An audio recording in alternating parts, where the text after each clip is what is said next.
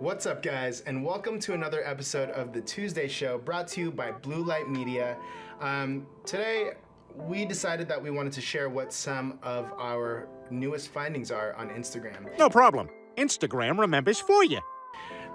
We're managing about a dozen different Instagram posts, posting every single day, not to mention the posts that we're doing for our own social media accounts. So over the course of the last couple years, it's literally been thousands upon thousands of posts that we've been able to study and kind of measure what the heck is going on. We also have some new findings when it comes to influencer marketing too, which I think you're going to be really interested in. And guess what?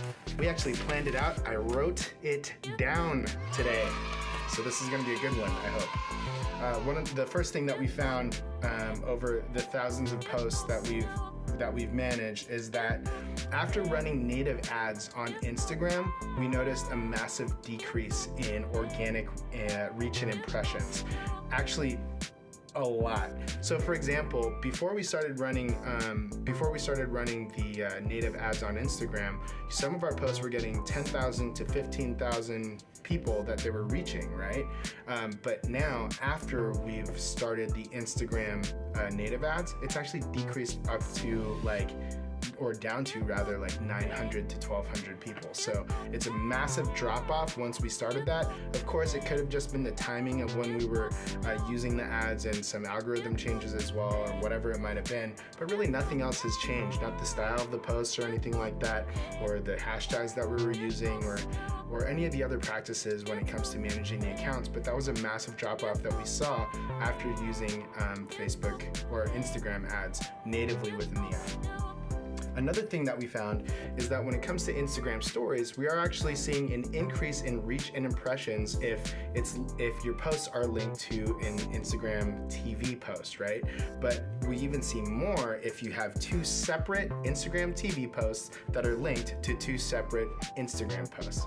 So this makes a lot of sense to us. Obviously, they want to push out the IGTV platform a little bit more, so you probably will see a lot more reach.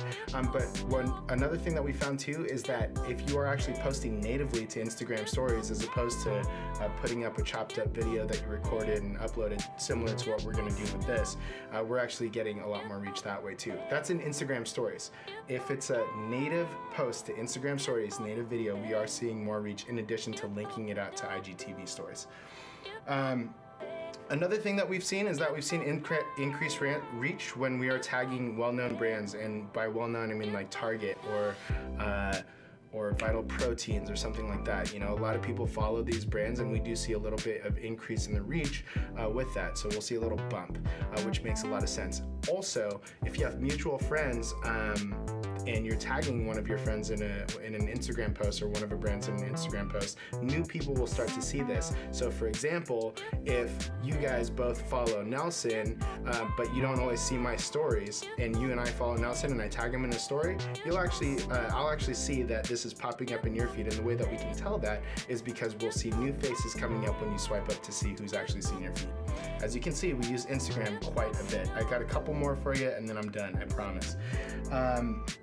We've seen a decrease in impact in reach and impressions when tagging locations and hashtags. In the beginning of Instagram stories, we saw that there was a massive bump, and it would actually separate.